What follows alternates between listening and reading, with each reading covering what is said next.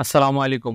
আজ আমি আপনাদের যে টিউটোরিয়ালটা দেখাবো মাইক্রোসফট ওয়ার্ড এর, সেই টিউটোরিয়ালটা হচ্ছে যে টেক্সটকে বিভিন্ন কলামে ভাগ করা। তো এজন্য যা করতে হবে বা এই টেক্সটকে কলামে ভাগ করা কি তা আপনাদের আমি আজ দেখাবো। তো চলুন শুরু করা যাক।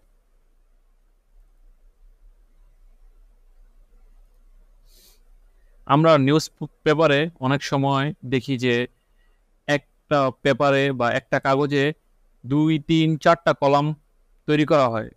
এই কলামগুলো ছোট, ছোট কলামে থাকে। এই কলামগুলো যেভাবে করব তা হলো, যেমন আমি এই টেক্সটগুলো সিলেক্ট করে নিলাম। সিলেক্ট করার পরে লেআউটে যাব। এখানে কলাম নামে একটা অপশন রয়েছে, কলাম। এখানে একটা কলাম এমনিতেই থাকে, তো আমরা ২টা কলামে ক্লিক করলাম। দেখুন যে এই লেখাটা ২টা কলামে ভাগ হয়ে গেল। আপনারা দেখতে পাচ্ছেন।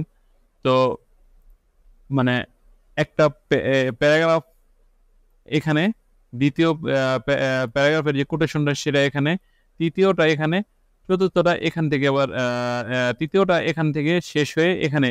কারণ আমি এতটুকুই সিলেক্ট করছিলাম। আমরা যদি বেশি সিলেক্ট করি তাহলে বেশি আসবে।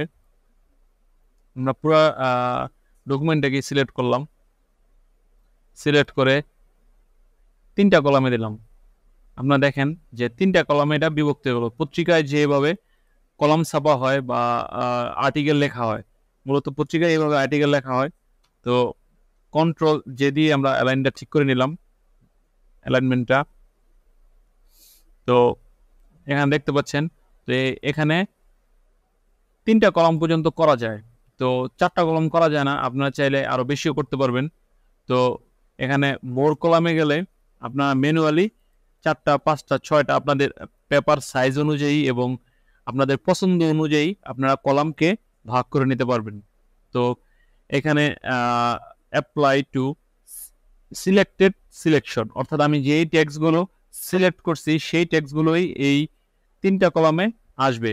আমরা যদি এখানে হোল ডকুমেন্ট দেই, তো যেই লেখাগুলো আমরা এখন লিখিনি, বর্তমানে লেখা হয় নাই, বা এই লেখাগুলো আমরা আরো অনেক সময় অনেক লেখা থাকে যে এখানে আমি যে আর্টিকেলটা লিখছি এই আর্টিকেলে আরো লেখা বাড়াতে চালে, ওইটা যখন আমি হোল ডকুমেন্ট দিয়ে দেবো তখন ওই ভবিষ্যতের যে লেখাটা বা সামনে যে লিখবো ওইটাও এই কলামের আকৃতিতে, ৩টা কলামের আকৃতিতে হবে। আর যদি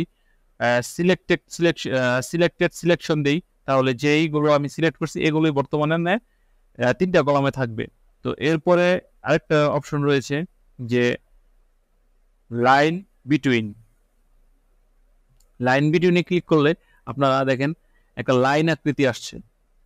এখানে ৪টা কলাম দিচ্ছি, আমি একটু কমায় দিই। কমায় দিলে আপনারা বুঝতে পারবেন। যেমন ২টা কলাম দিলাম, এখানে দেখেন এই কলামের মাঝখানে একটা লাইন আসছে। তো এটা হচ্ছে লাইন বিটুইন। তো এখানে লাইন বিটুইন আছে, আরো কয়েকটা অপশন রয়েছে। তো অপশন আমি দেখাচ্ছি। কলাম, মোর কলাম। এখানে আপনারা দেখতে পাচ্ছেন যে উইথটা হলো এই লেখার এই উইথটা, আর স্পেসিং, অর্থাৎ এই ২টা লেখার মধ্যে, এই লেখার মধ্যে 1/2 ইঞ্চের একটা ব্যবধান রয়েছে। আমি যদি এখানে স্পেসিংটা কমিয়ে দিই, আপনারা দেখতে পাচ্ছেন যে এই ব্যবধানটা কমে গেছে। তো এইভাবে আপনারা কাজ করতে পারবেন। স্পেসিং কমাতে পারবেন, লাইন বাড়াতে পারবেন, কলাম বাড়াতে পারবেন।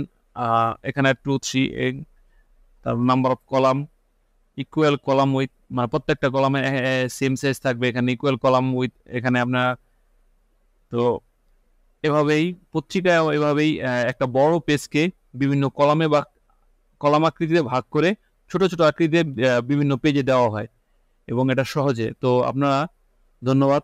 এবং আপনারা দেখলেন আজ কিভাবে কলাম, টেক্সট কলাম রূপান্তরিত করা যায়। ধন্যবাদ সবাইকে।